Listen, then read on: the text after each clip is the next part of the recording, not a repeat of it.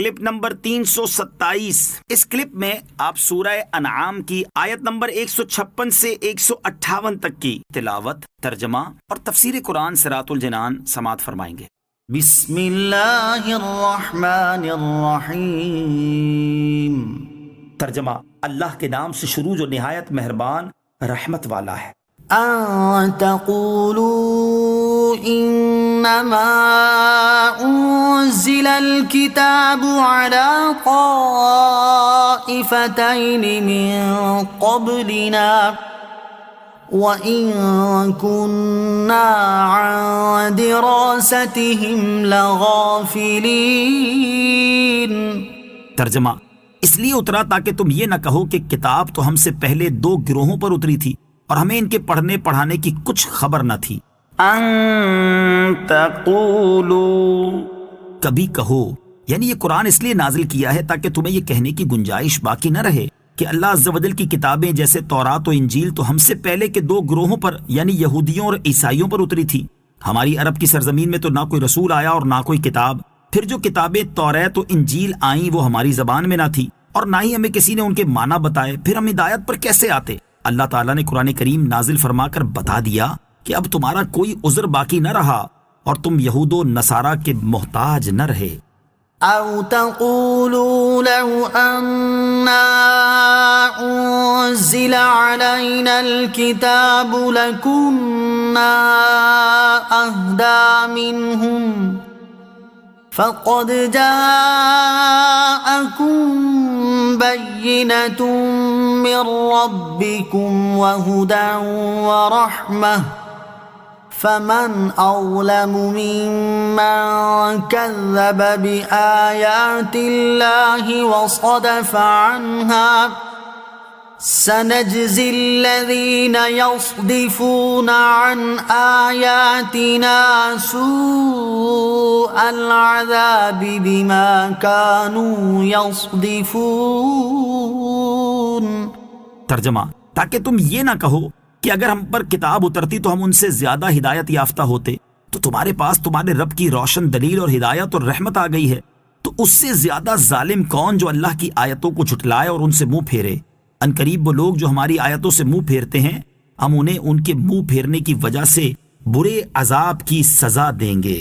او تقولوا، یا کہو، شان نزول، کفار عرب کی ایک جماعت نے کہا تھا کہ یہود و نصارہ پر توریت و انجیل نازل ہوئیں مگر وہ بے عقل ان کتابوں سے ہدایت حاصل نہ کر سکے۔ ہم ان کی طرح خفیف العقل اور نادان نہیں ہیں، ہماری عقلیں صحیح ہیں اور ہماری عقل و ذہانت اور فہم و فراست تو ایسی ہے کہ اگر ہم پر کتاب اترتی تو ہم ان سے زیادہ سیدھے راہ پر ہوتے۔ ان کے جواب میں یہ آیت کریمہ نازل ہوئی اور اس طرح ان کا یہ عذر بھی ختم فرما دیا گیا۔ صرف عقل پر بھروسہ نہیں کرنا چاہیے۔ اس سے معلوم ہوا کہ صرف اپنی عقل پر اعتماد نہ کرنا چاہیے بلکہ رب تعالیٰ کے فضل پر بھروسہ کرنا ضروری ہے، کیونکہ یہ شیخی مارنے والے بھی کافر ہی رہے، ایمان نہ لائے، اس لیے کہ انہوں نے عقل پر بھروسہ کیا۔ فمن اظلم ممن، تو اس سے زیادہ ظالم کون جو، یعنی جو نبی کے معجزات اور ان کی کتابوں کا انکار کرتا ہے وہ سب سے بڑا ظالم ہے، کیونکہ وہ اپنی جان پر ظلم کرتا ہے کہ اسے دائمی عذاب کا مستحق بناتا ہے۔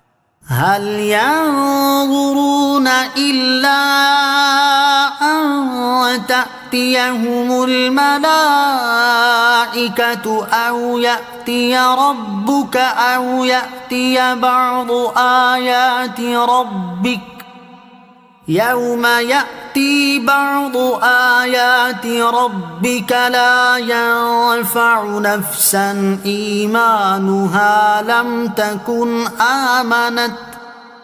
لم تكن آمنت من قبل أو كسبت في إيمانها خيرا قل انتظروا إنا منتظرون۔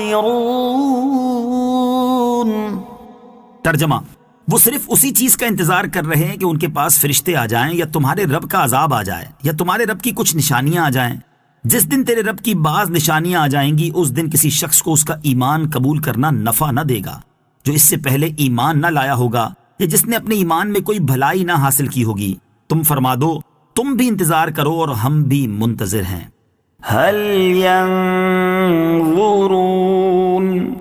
کس کے انتظار میں ہیں؟ یعنی جب اللہ تعالیٰ کی وحدانیت اور رسول کریم صلی اللہ تعالیٰ علیہ وسلم کی رسالت پر دلائل قائم کر دیے گئے اور کفریہ اور گمراہ کن عقائد کا باطل ہونا بھی ظاہر کر دیا گیا، تو اب ایمان لانے میں کیا انتظار باقی ہے؟